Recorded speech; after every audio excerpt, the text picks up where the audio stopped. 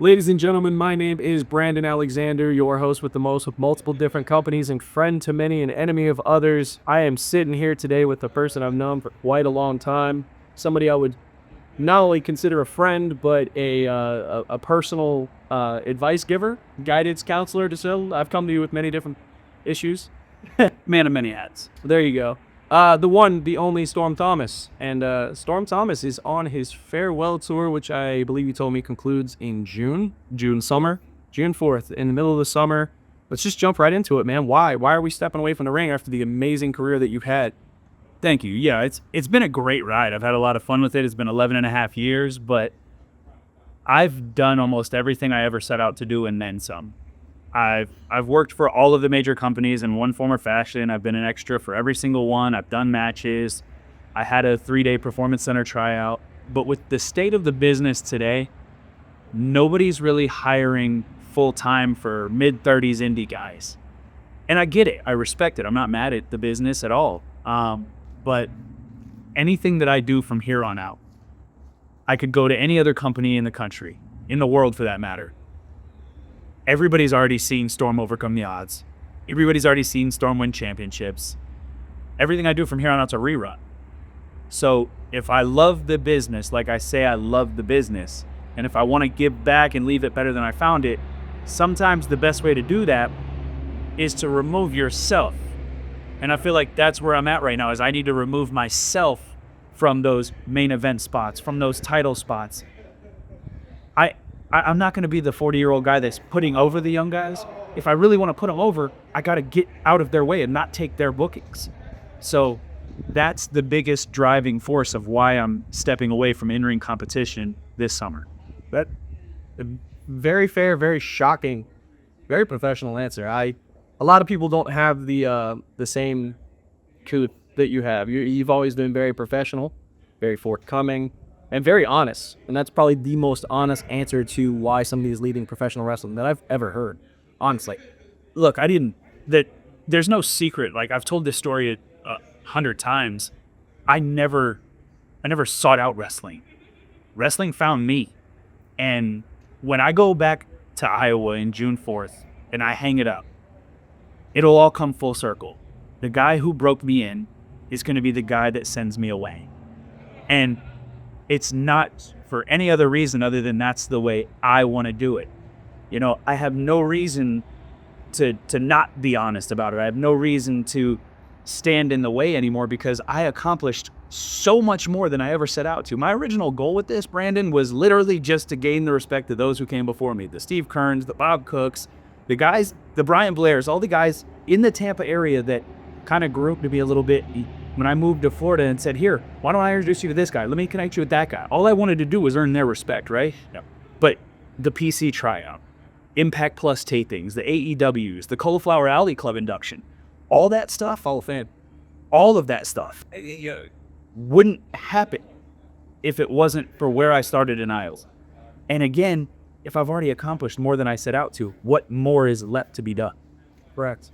You're one of those guys that's in professional wrestling, indies, majors, it doesn't matter. Like, most people seek this out, and they always say that when you get into wrestling, you want to be the champion. But it seems like respect was always more important to you. Is that fair to say? 100%. Like, look, I'll be honest, I love doing the podcast and I love all this stuff, but I'm also a realist. A championship is worth what you pay for. Exactly. A champion is a moniker. It's a responsibility. And don't get me wrong, I love that responsibility, but at the same time, it's a prop. It was never about me winning props. It was never about, my booking fee is my booking fee. The whole champion gets paid more is a gimmick. It is. It's a lie. And that's fine. We tell it to the fans. We tell it to the other workers.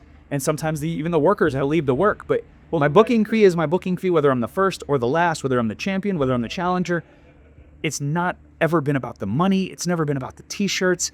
It's just been about putting on a good show and earning the respect of the fans and of the guys in the back, but most importantly, the ones who came before me, because they paved a way for me to be able to do something that I never even thought I wanted to do, let alone something that I ended up falling in love with and creating a passion for. Would you say that, like, you have obviously you have a lot of respect among your peers and among fans and stuff like that? Would you say that along your path you've you've garnered some envy from a few people?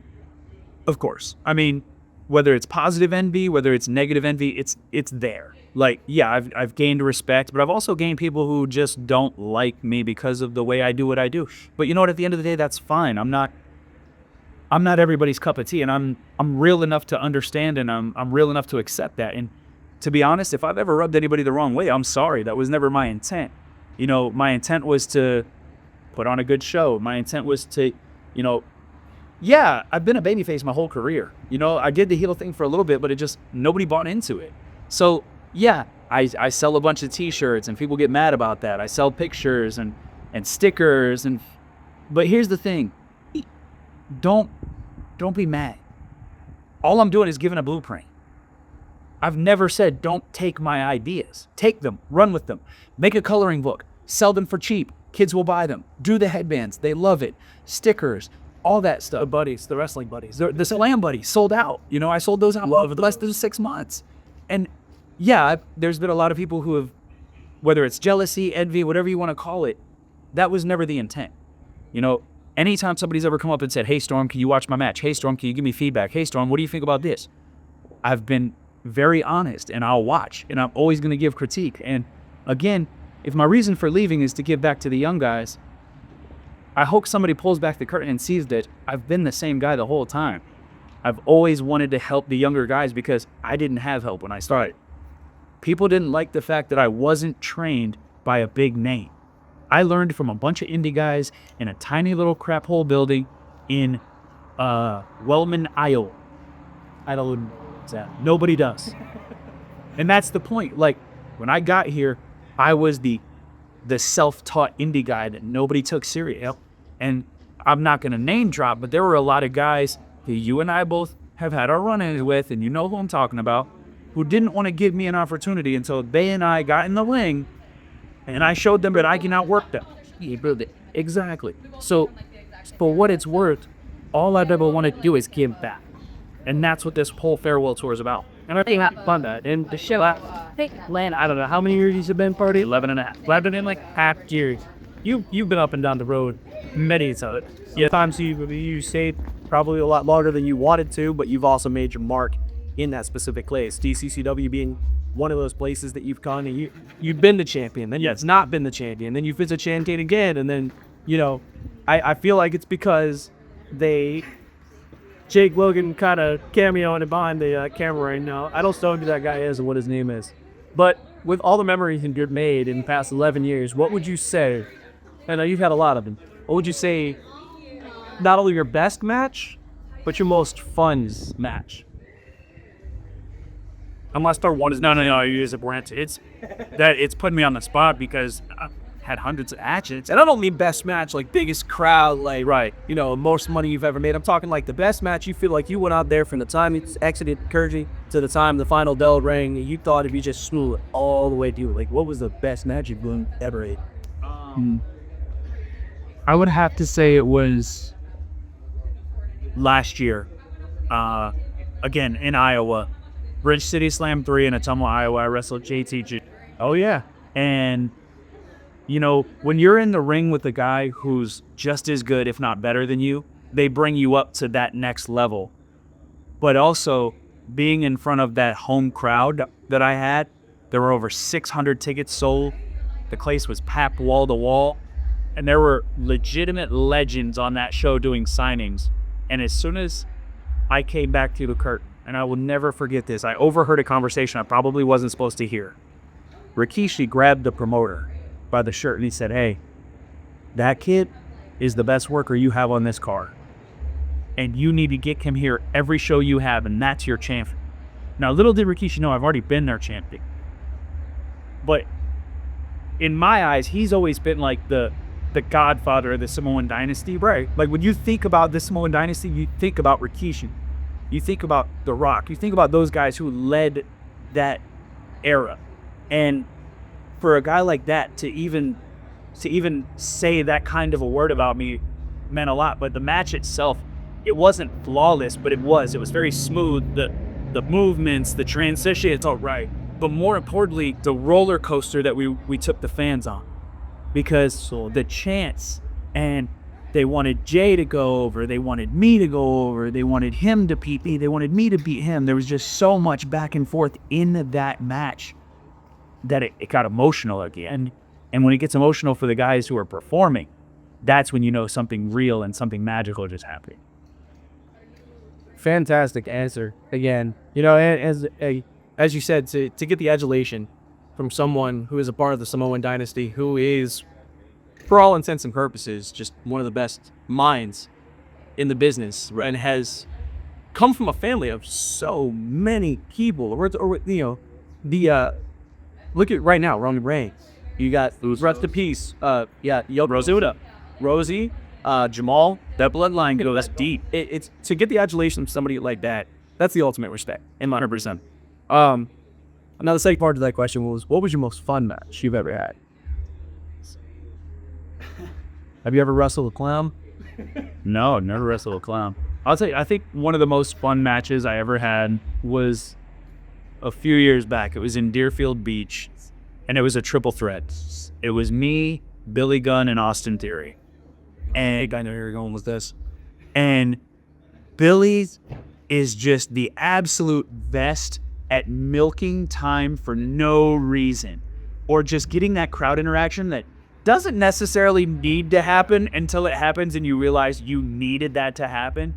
But man, I'll tell you what, Billy Gunn is, I've wrestled him a few times, and he's one of my favorites because he doesn't take, as many people that say bad things about him, he does not take himself that serious. No, he loves to pull jokes, he loves to play games. He tried it with me. But at the end of the day, when you're in there with him, you know that you're taken care of, and you know that that match is going to be so easy and so fun, and he's just talking trash the whole time. I love Billy Gunn. It's funny you brought him up and like how he likes to play games. I got a fun little story about Billy Gunn. We crossed paths up in Valdosta at a little place called Sunbelt Professional Wrestling. Sure, you've been there a time or two, I think. Held a couple titles there. So I crossed paths with Billy Gunn there, and Billy Gunn likes to play pranks on people that he doesn't know. Little does he know he's actually crossed paths with me more than once, but he took, I'm not sure if it was like Icy Hot or Ben Gay or something like that. And he asked me, he's like, hey, who are you, kid? And I was like, I'm the ring announcer tonight. I already know who you are. It's just, is there anything particular you want me to say? Nah, man, you're going to have a blast out there tonight. Just, whatever. Little did I know that when I left the locker room, he had taken some Icy Hot or Ben Gay and put it on my tie right about here. And he played like a double prank. So not only the whole night did I look like I had a stain on my tie, but the entire time I'm making announcements, I had tears running from my eyes, looking like I had because the aroma. Yeah, the aroma. So I was trying my best. And so like before that, I did a in-ring promo with Teddy Long. And if anybody knows anything about Teddy Long, the Icy Hot, your eyes being red and tears, and like it just, Billy Gunn's a fun guy to hang out with and talk to, and another great mind for the business. And it's so, aside from Billy Gunn and people like Rikishi, is there something advice-wise, wrestling match-wise, championship-wise, or a company that, is there something in the business that you haven't done? I know you're not a man of regrets at all, but is there something that you wish you would have done that you didn't get to do, or is there something that you did do you wish you could have done differently? I'll be honest, to say that everything went the way I wanted would be a lie. I did want to earn that contract. I did everything I could do in 2019 to show my best self to the WWE. Right. I spent 3 days at the Performance Center. I got really good reviews from Matt Bloom. I got really good reviews from a couple of the guest coaches that were there. Mikey from the Spirit Squad gave me some great feedback. I had a killer tryout match with Lance Anoa'i, back to the Samoan Dynasty. But, reflecting back on it now, if the biggest regret that I have is that I didn't sign the contract, I didn't get offered the contract, I still can't complain. Like, if I could have done anything different, I feel like maybe I would have put myself out there a little more, traveled a little bit more. But at the end of the day, like, there was always something in the back of my mind that knew that this was never really gonna be my main source of income and my main primary profession. So I don't have any regrets, man. I really just look, like I said, the fact that I've accomplished more than I ever set out to, I'm just blessed that there are people who give it. You know what I mean? But before we start wrapping up here, that actually brings an extra question I wanted to ask you. You mentioned, the source of income and stuff like that. Do you think that makes a difference in professional wrestling where people just look at this as a job rather than a career, or it looks like they're just doing it for the money and not having fun? Do you think that makes a difference in the way that they are presented versus the path that they take, like where they go? I'm going to answer that, but I'm also going to touch on you said something about advice-wise. This is my best advice. And it has to do with the money. It has to do with it being a job. It has to do with it being a career. If this is only a hobby, and I'm going to look right into the camera and I'm talking to every single young wrestler out there. If this is a weekend hobby for you, please don't. You're going to hurt yourself. You're going to hurt somebody else. You're going to take moments and days and weeks and years off your life. And I wake up every day sore. And I work out just to counter the soreness and to try to still live a longer life. If you're not in it for the career, if you're not pushing to get signed, if you're not pushing to be the next Matt Cardona of the Indies, then I'm sorry, but you're in the wrong space. I took it as serious as possible. Between 2018 to 2019, I had more matches per month than anybody in the Tampa, Clearwater, St. Pete, even Orlando area. And I hang my hat proud knowing that I went everywhere I could, flew across the country, made the long 14, 15, 16-hour drives round trip. Madwall. I did everything I could do to try to make this a career, to try to not have to go to that 9-to-5 job, and that wasn't in the cards for me. I got the reject email from WWE. I've talked with Scott D'Amore from Impact. I've had those conversations. It's just, it wasn't the right time, or I didn't have the right look, or it was, hey, you're good enough, but not right now. Yeah. And you know what? That's fine. Like, literally, I'm cool.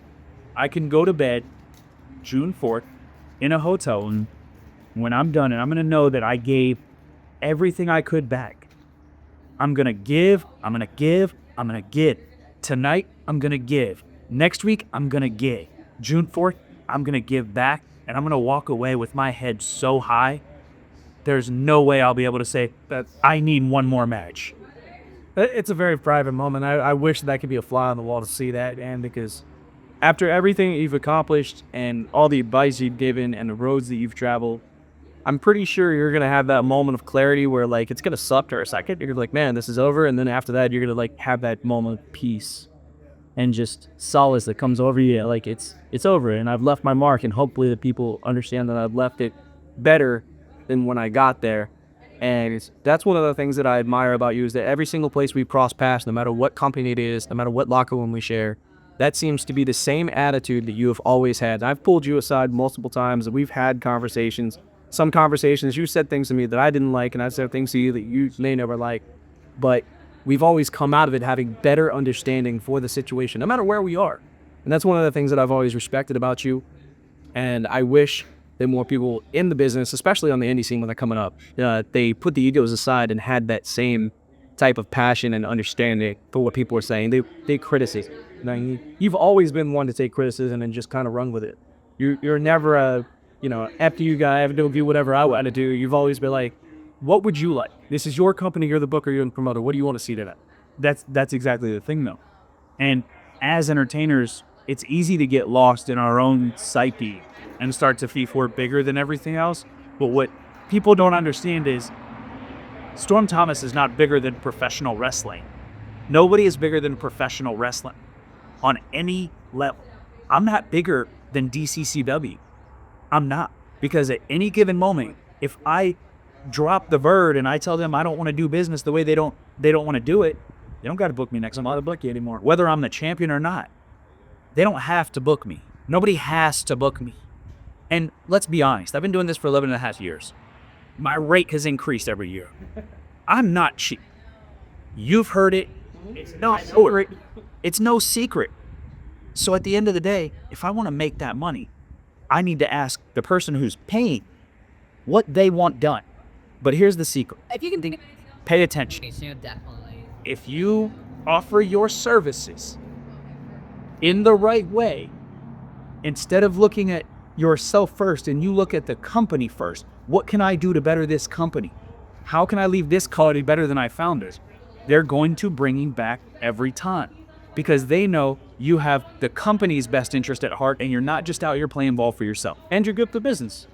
If you're willing to play ball and you're not disrespectful and you're good in the ring, that's kind of a bonus. Like, it's just good for business. Look, man, I'll be 100% honest with you. I know guys that are not that good in the ring, but they ref the company first and they keep getting those bookings, or they're a marketing genius and they promote themselves to the next level. You know who I'm talking about. I've had many matches with that man right here in this building, and I'm going to name drop. I don't care. Effie was one of my favorite feuds to ever run through Florida, Georgia, everywhere where wrestles at. I've wrestled that name probably 50 some odd times, and I will look him in the face as much as I'm looking at you in the face, and I will say he is not a great in-ring technician. But you know what he is? He's a damn genius. He's a marketing genius. He is a business genius, and he has a mind for the business. And I'm not talking about technical professional wrestling. I'm talking about he knows how to draw money. What other wrestler do you know sells perfume and sells out of perfume? Like, he touches anything on the indie scene, it becomes gold. It does. Because look where he knows how to connect.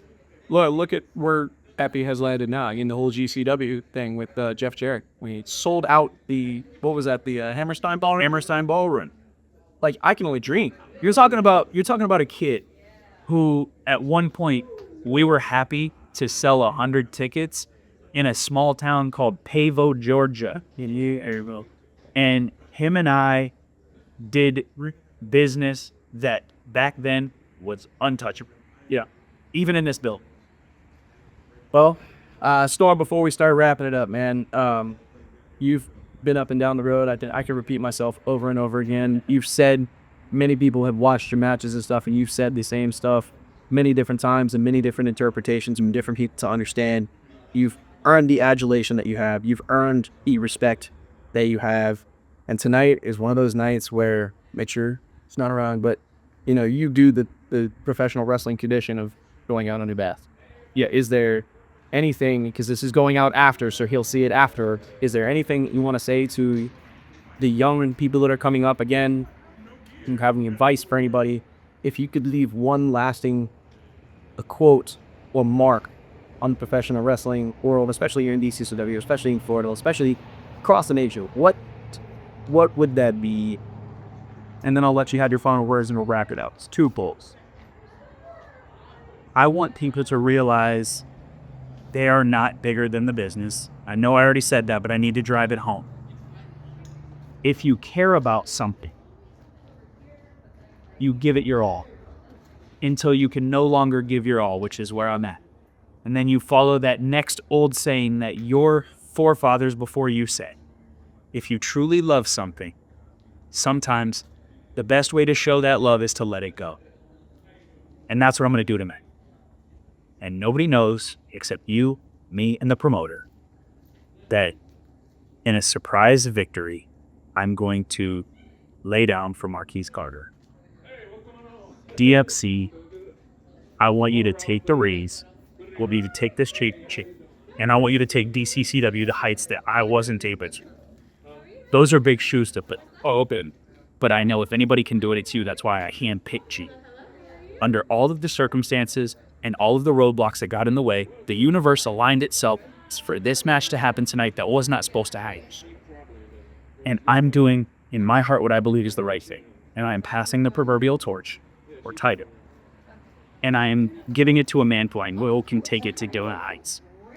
And the last thing I want to say, and it's going to sound cliche, but it's as real as can be. Sometimes the storms do not come to create a disturbance. Sometimes they come through just to clear a path. And if me coming through DCCW was just to be able to clear a path for the next person to walk through a little bit smoother, then I've cemented my legacy and I've done my job. There you go.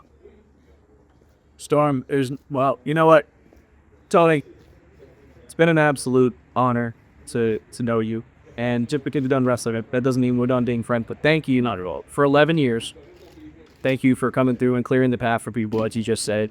Thank you for coming and doing the job the right way. Thank you for being good for business. And most of all, thank you for being a leader in multiple different promotions. And thank you for helping out everybody that you just cross paths with. Thank you on a personal level for taking your time out today to be here with me to do this, because you didn't have to. You have tons of stuff you have to do. And I should probably let you go, man. But I just want to let you know that from the bottom of my heart, a lot of people didn't believe in you. I reached out. I saw you. I sought you out. You said this business didn't need you.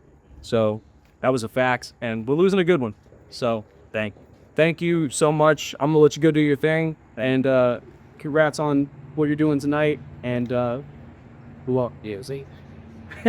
We'll talk to you guys later, and I'll send you the link when I post it. Good with friends, and I can do that. I do it, Tony. You know Tony? I know Tony.